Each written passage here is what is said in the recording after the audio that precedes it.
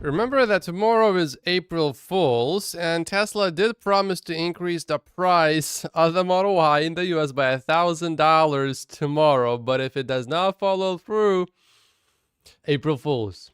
So I wouldn't be really blaming Tesla for not following through. I assume Tesla will increase the price though. Troy is trying to lower everyone's expectations by saying that Q1 is typically the slowest quarter and this year is going to be no different. James shared his Q1 delivery estimate is between 415 and 420,000. I think he's not going to be far off. I think that sounds not really wrong. Here's someone who used FSD free trial. I have no words. Holy moly. Jumped fully in, let it drive home to someone else's home, 25 minutes, 2 freeways, no intervention whatsoever other than choosing the parking spot. Truly a mind-blowing experience. We will probably see a lot of those. Matthew agrees it is mind-blowing. The final boss, the monorail, has been defeated, he says. No previous version ever successfully defeated the monorail. Here we go. I'm ready to take over.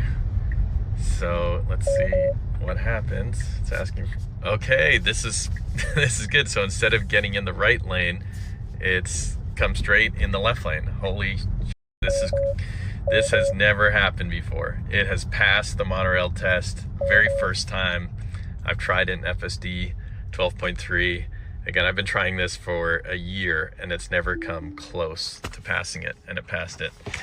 That's amazing. That is very, very cool. And he didn't just try once, he tried multiple times. Dylan Loomis from Electrified is a Tesla stock bull, but when it came to FSD, he never really got excited about it in the moment. He does think, and he always thought it would be solved eventually, but in the moment, he would be pretty reserved. That seemingly perhaps is changing now. If you are wondering how Tesla's new FSD version performs in a town with only a few Teslas here in total, so minimal training data available, on the East Coast, here it is. It just drove me to 7 different destinations across 3.5 hours of driving. 60% of it was in a moderate rainfall, and about 50% of it was streets my version of FSD V11 had never been on. 0 disengagements, 0.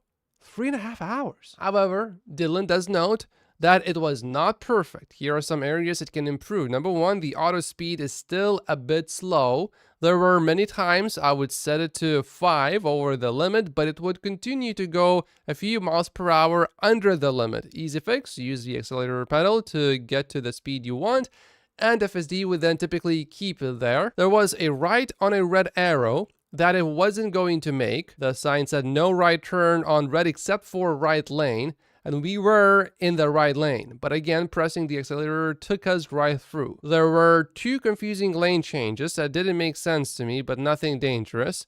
There were a few instances when it had a chance to go or make a turn, but out of caution, it waited, seemingly to creep a bit further forward, reassure itself, and then the next opening it would proceed. I would love to see the actual footage because maybe I would have slowed down too. I'm a pretty cautious driver, by the way. For context, V11 was essentially unusable for me, says Dylan. The way it handled stop signs and the overall hesitation jerkiness was just not comfortable nor enjoyable, which is why I mostly used it only on streets that I used V11 before, and I would know exactly where it would have issues. Occasionally, I would use it in places that I have never been to if I was not in a rush and if I was driving alone. But in familiar places, I would prefer to actually be on FSD on V11. So even in a town with minimal training data, V12 is undeniably a massive step forward. A quick aside, I can't imagine the excitement the autopilot and FSD team is experiencing right now. They are on the verge of doing something humanity has never done before. Not to discredit Waymo and others, but a geofence solution is not even worth comparing to what Tesla has here with this end-to-end solution. Who knows when the markets will give Tesla credit for this? Quite frankly, as a long-term investor, I don't care. All I do know is that time is coming, and getting to buy Tesla stock at these levels feels like stealing. Rather than arguing about valuations though, don't forget to embrace the fact that we get to be generation that watches this technology unfold. Now for the final boss in my area on V11, this intersection was terrible. Approaching the stop sign, it would drift way too far left, blocking the lane for oncoming traffic. It would creep too far forward trying to get visibility, putting the front of the car into oncoming traffic, among other failures. Here's how V12 handled it the first time. I did not touch the accelerator at any point. I'm playing it at 2x speed because this seems pretty tough. It's gonna take... Oh, no. It's going? No, not yet. It's... Are we going forward here?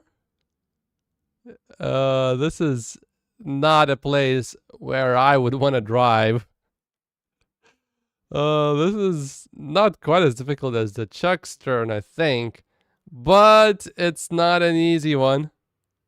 So many cars. They just keep coming. FSD keeps creeping forward a little bit, but not too much. I don't think we can really go forward much more than where we are right now. So many cars too. Okay, it's going now. Here you go. Perfect. Wow, good. Let's go. First time ever. Again, missed one opportunity, but I'm safe. It could have already been a robotaxi in this instance. A robotaxi does not need to be perfect. It does not need to take every chance and opportunity to go. It just needs to be safe.